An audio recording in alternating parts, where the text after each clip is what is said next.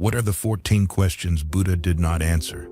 In Buddhist scriptures, there are many instances where the Buddha remains silent when confronted with certain metaphysical or impractical questions posed by non-Buddhist ascetics. The Buddha clearly saw that those who asked such questions either did not understand them themselves or were merely trying to show off their knowledge through speculation or conjecture. Moreover, even if he were to answer, the limitations of language would prevent any explanation from fully conveying the Buddha's insight. Therefore, the Buddha chose to remain silent. The sutras recount that one day, a non-Buddhist ascetic named Vacchagotta approached the Buddha and asked, "Venerable Gautama, is there a self?" The Buddha remained silent, not answering. Then, "Venerable Gautama, is there not a self?" The Buddha still kept silent. During the Buddha's time, ascetics like Vacchagotta were not uncommon, and they often engaged in metaphysical debates with each other. Remaining silent before certain questions, there are several questions that were posed to the Buddha, but he did not answer them because they were based on false premises and were useless. Clinging to such questions through mere logical arguments leads to the trap of conventional, formulaic, and dualistic understanding. This trap results in endless debates and further questions, diverting attention from spiritual practice. Many teachers who lived concurrently with the Buddha in the 6th century BCE had proposed numerous theories in the realm of metaphysical philosophy. However, the Buddha protected his disciples from these traps, not through prohibition, argument, or explanation, but through silence. The 14 questions that the Buddha did not answer include: 1. Is the universe eternal? 2. Is the universe not eternal? 3. Is the universe both eternal and not eternal? 4. Is the universe neither eternal nor not eternal? 5. Is the universe finite? 6. Is the universe infinite? 7. Is the universe both finite and infinite? 8. Is the universe neither finite nor infinite? 9. Is the soul identical with the body? 10. Is the soul different from the body? 11. Does a liberated being exist after death? 12. Does a liberated being not exist after death? Does a liberated being both exist and not exist after death? 14. Does a liberated being neither exist nor not exist after death? In the Kula Malunkyaputta Sutta, the Buddha's refusal to answer certain metaphysical questions is recorded. This scripture presents the unanswered questions posed by a disciple named Malunkyaputta. The Buddha did not directly respond to these questions but redirected Malunkyapputta's concerns towards more practical matters, the present suffering and the mental disturbances he was experiencing. The Buddha stated, "Malunkyaputta, whether there is a view that the universe is infinite or a view that the universe is not infinite, first you must understand that there is birth, aging, death, suffering, lamentation, pain, sorrow, and despair. For me, I only teach about the cessation of these things in this world, in this life. Therefore, Malunkyaputta, hold in your mind what I have taught, exactly as I have taught it, and what I have not taught, exactly as I have not taught it." The scriptures recount the story as follows. A man who was shot with a poisoned arrow, instead of removing the arrow and treating the wound, kept questioning who shot the arrow, what the bowstring was made of, and how the poison was concocted. If he continued to ask such questions, he would die before finding answers. The Buddha is not a dogmatic teacher imposing doctrines, nor a philosopher or scientist providing explanations about the universe or metaphysical arguments. The Buddha is a spiritual teacher guiding us to see the nature of our own existence and a healer leading us out of suffering to find true and lasting happiness. The following is another excerpt from the Kula Malunkyaputta Sutta, emphasizing the futility of metaphysical and purely logical arguments. Understanding these things does not help in progressing on the path of practice, as they are of no benefit to peace and enlightenment. What is beneficial to peace and enlightenment that the Buddha teaches his disciples are the truths of suffering, the origin of suffering, the cessation of suffering, and the path leading to the cessation of suffering. Instead of engaging in endless debates about dualistic and conventional concepts, the Buddha brought Malunkyaputta back to reality to look directly at the true nature of existence. The Buddha has given his disciple Malunkyaputta, and all of us today, a truly miraculous medicine without mentioning the dimensions of the universe. When the medicine of the Dharma has permeated our consciousness, dissolving the toxins of ignorance, the true nature of the universe will reveal itself to us clearly, without the need to ask the Buddha whether the universe is eternal or not. Silence is an open door, an infinite space. Pure logical questioning is a closing act, a form of duality and entanglement. If we think deeply, we will see the subtlety in the Buddha's presentations and teachings in the scriptures. For example, the way the questions are presented in the Kula Malunkyaputta Sutta above, each concern is raised sequentially with 4 questions. Is the universe eternal? Is the universe not eternal? Is the universe both eternal and not eternal? Is the universe neither eternal nor not eternal? If only one question is asked, is the universe eternal? The question would be incomplete, and the partial nature would lead to endless debate. The second part of the question, is the universe not eternal, presents the dualistic nature of yes and no. The third and fourth parts of the question, is the universe both eternal and not eternal, and is the universe neither eternal nor not eternal, resolve the entire question, making the concern meaningless. In summary, a complete question has its answer inherent in it. The Buddha's silence is profoundly meaningful. Let's look at the issue from another perspective. When Malunkyaputta asked the Buddha whether the universe is eternal or not, he inadvertently fell into the following errors. Viewing the universe as a clear entity, while the universe is just a compound aggregation. Viewing the universe as existing solidly, while the universe is merely a product of impermanence. Viewing the universe as an entity outside of consciousness, while the universe is just a projection of consciousness. Such crude errors show that Malunkyapputta's question is a wrongly posed question. However, as stated above, the third and fourth parts of the question concerning whether the universe is both eternal and not eternal have indirectly resolved yes and no, existence and non-existence, the abuses of dualistic language. Malunkyapputta's questions might seem logical, but they are actually meaningless because they rely on conventional, formulaic, and contradictory expressions. Furthermore, this serves to illustrate to scientists and philosophers that those practicing Buddhism seek an absolute truth, one that is the ultimate reality beyond illusion, impermanence, and fluctuation. This absolute truth in Buddhism is known as the ultimate truth of reality. They do not pursue relative truths determined by observation, description, measurement, mathematical reasoning, or scientific hypotheses, nor do they rely on purely logical arguments of philosophers.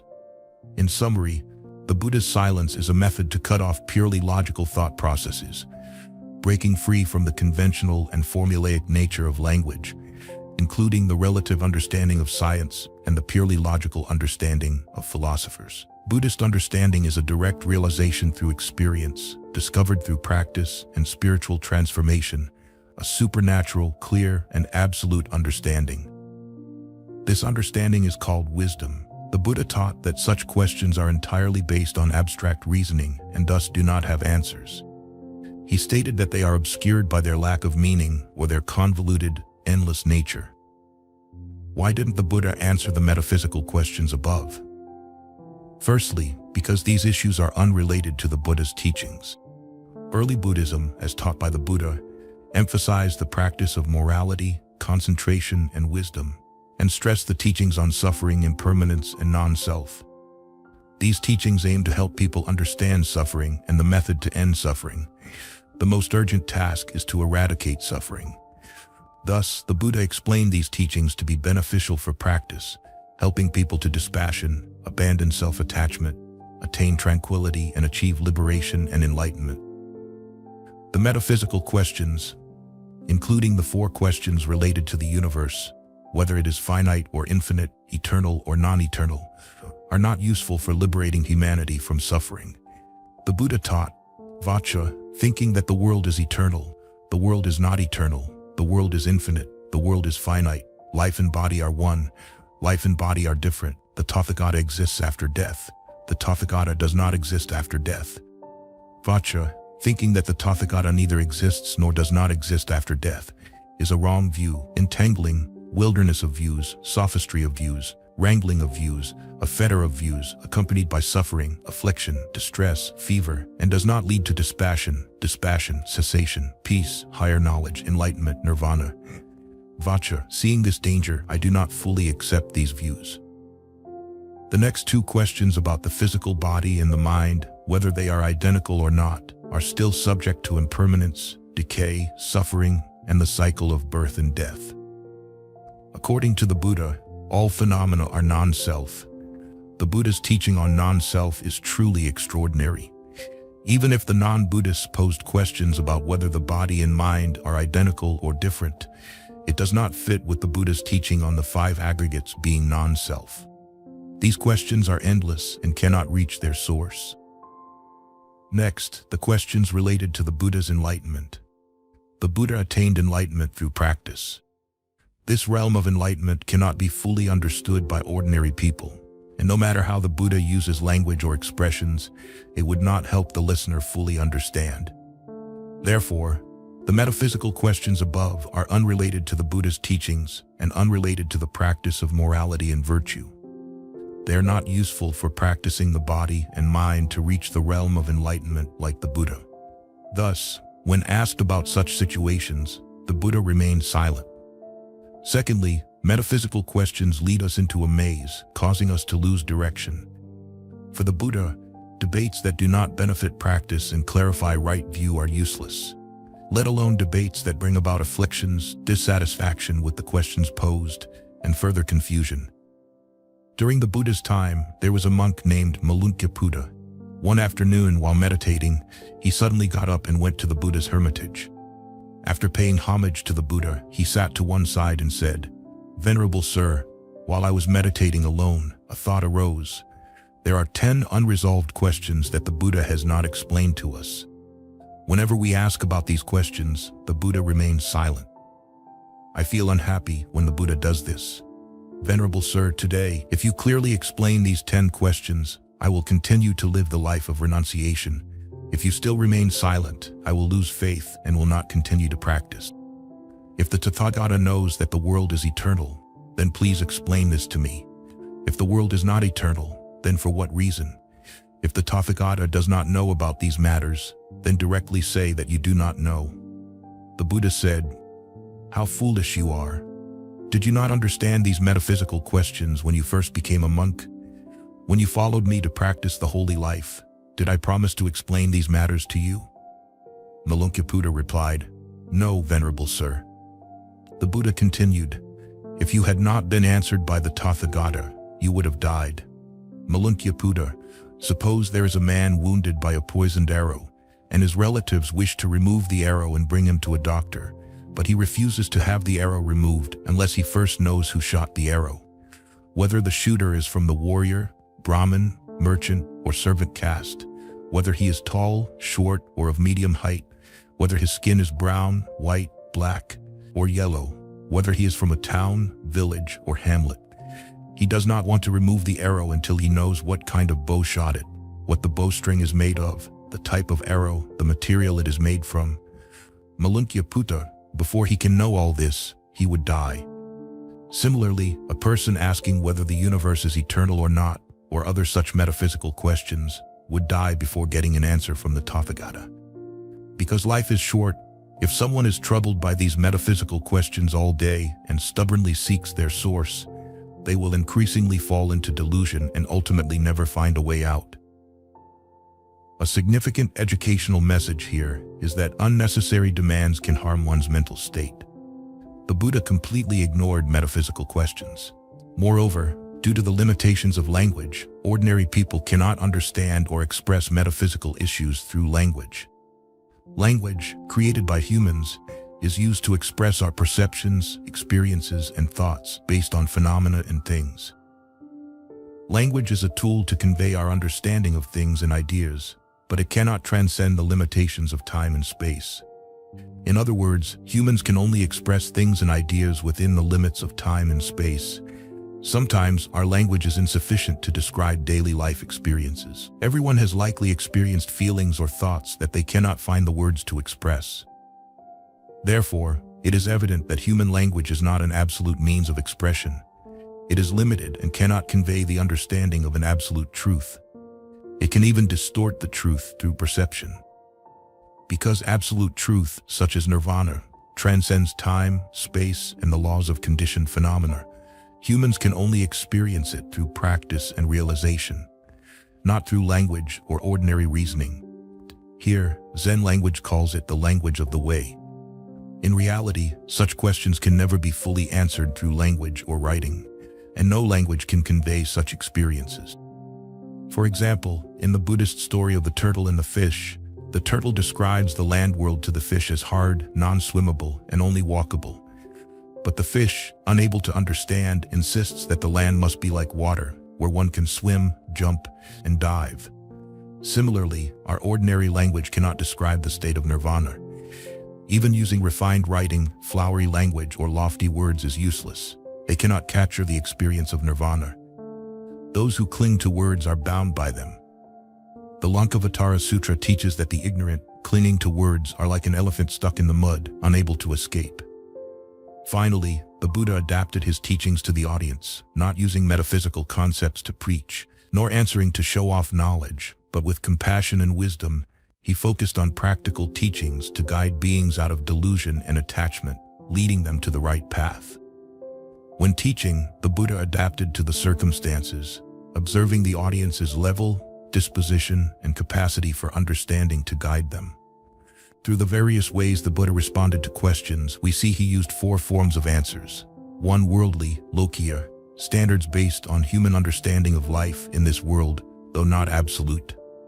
2. Individual, pugala, speaking in accordance with human customs, thoughts, understanding, and culture to conform and explain the Dharma. 3. Therapeutic, pratipaksha, addressing the specific circumstances of beings, speaking Dharma to provoke reflection.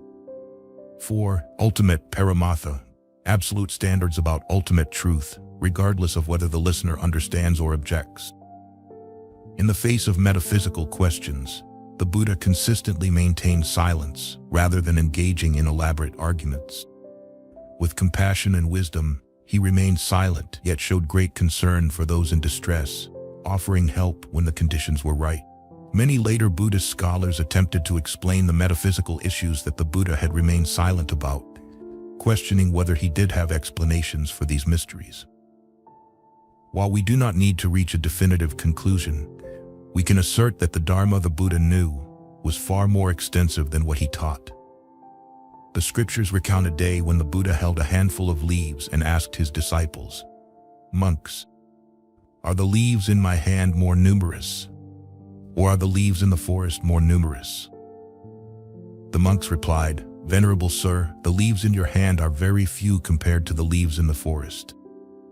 The Buddha said, "Likewise, the Dharma that the Tathagata has realized is like the leaves in the forest, while the Dharma that the Tathagata has taught you is like the leaves in this handful, very limited."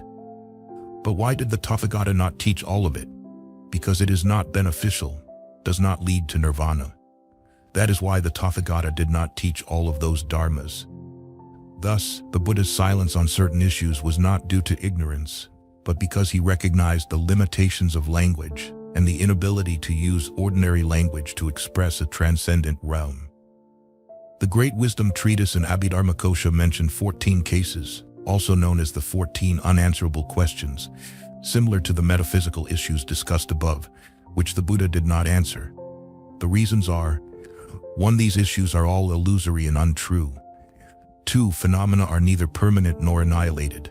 These questions only lead to endless debate, useless arguments, and are unhelpful for spiritual progress.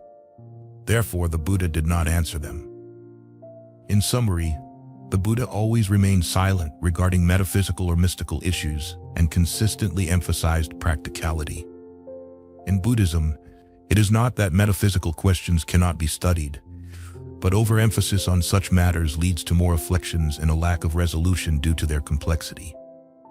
Therefore, in studying the Dharma or explaining Buddhism to others, we should follow the Buddha's example by combining practical elements and the needs of modern society to make the teachings more understandable and applicable to daily life, avoiding debates on metaphysical issues that show off knowledge without yielding any productive results.